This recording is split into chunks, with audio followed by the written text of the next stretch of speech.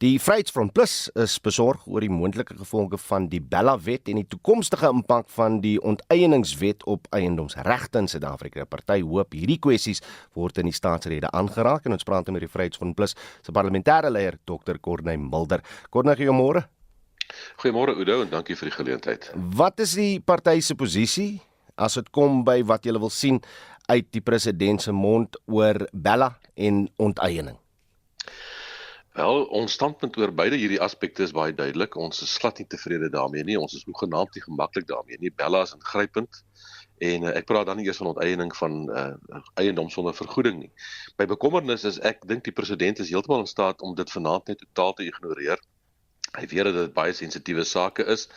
Hy het reeds die ANC se wil op die ander partye wat dit betref afgeforceer en dit eenvoudig onderteken en deurgeforceer. Die probleem wat my betref in die algemeen is, jy weet hierdie hele proses eintlik wat vanaand gebeur is soos om 'n koek te bak. En as jy 'n ordentlike koek wil bak wat nou die regte verwagtinge voldoen, het jy 'n resep voor nodig. En jaar vir jaar hoop almal in Suid-Afrika op 'n beter koek. Hier gaan 'n mooi koek wees wat ons nou regtig wil hê hierdie jaar. Maar jaar na jaar kom die ANC en die president spesifiek met dieselfde resep vorendag en ons is baie verbaas na die tyd as dit nie 'n ander koek is as die een wat ons elke jaar sien nie. En die verwagtinge is baie groot. Die verwagtinge is, en ek het geluister wat die ander mense ook gesê het, die verwagtinge is werklik dat ons 'n regering van nasionale eenheidsbenadering sal kry wat Suid-Afrika totaal sal verander en in 'n ander rigting stuur. Maar tot nou toe, wat my betref, het die president as dan president van Suid-Afrika, maar ook as leier rondom die regering van nasionale eenheid, nog nie daarin geslaag nie en het ons jaar na jaar sekere selfde stellings, sekere beloftes, maar daar word werklik niks gedoen nie. En die kern wat my betref, wat die regering van nasionale eenheid die verwagting laat skep het by die publiek dat hier is 'n verandering was rondom die ekonomie. Almal weet, die ekonomie moet groei. Hoekom moet die ekonomie groei? Dat daar werksgeleenthede geskep kan word en al die ander voordele daarvan sal ons dan in die praktyk sien. Maar as ons regtig die ekonomie wil laat groei en as ons regtig die verskil wil sien, is woorde nie goed genoeg nie. Daar moet daadwerklike planne kom wat geïmplementeer kan word, wat 'n verskil gaan maak, ook op ekonomiese terrein. Maar om dit te kan doen, moet die president bereid wees om 'n boodskap uit te stuur en besluite uit te stuur van 'n regering van nasionale eenheid en nie die standpunte oor ekonomie en ekonomiese groei wat die verouderde ANC standpunte is nie, en dit is die probleem. Julle is nou lid van die regering van nasionale eenheid. Is daar enigiets wat die president besluit het, gekommunikeer het oor die afgelope 6 maande? Byvoorbeeld as dit kom by wetgewing en dit wat die regering uitvoer, wat julle as Vryheidsfront Plus verbaas? Ja, ongelukkig aan die verkeerde kant toe. Dit het ons verbaas in terme van die manier waarop hy eenvoudig vasgeskop het met die ANC se standpunte. En moet jy onthou, dit is die wetgewing wat deurgeforseer is korrek. Dit was deur die ANC aanvaar in die vorige parlement. Maar mense sou dink in die gees van die regering van nasionale eenheid sou daar gesê word, kom ons sit hierdie sake opnuut op die tafel en ons maak ander standpunte wat tot voordeel is van die groter prentjie. Die verskil wat gekom het in die regering van nasionale eenheid op hierdie stadium positief, wil ek amper sê is eerder van individuele ministers wat 'n positiewe verskil gemaak het in hulle departemente. In die Vryheidsfront Plus se kant by korrektiewe dienste en van die ander ministers het daar 'n konstruktiewe verskil gemaak wat positief was.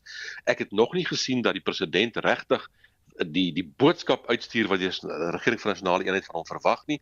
Kom ons gee hom die voordeel van die twyfel. Kom ons kyk, dalk is daar vanaand 'n ander benadering en 'n ander ingesteldheid en ons sal dit verwelkom. Ek wil nou net vra, sien julle die moontlikheid dat vandag se vandag se staatsrede dalk daai waterskeidingspunt gaan wees? Met ander woorde, ANC beleid, 6de administrasie, wetgewings deurgevoer, julle kan maar hof toe gaan as julle nie daarmee saamstem nie. Van hierdie punt af is dit nou regering van nasionale eenheid se prioriteite wat uiteengesit gaan word in hierdie staatsrede.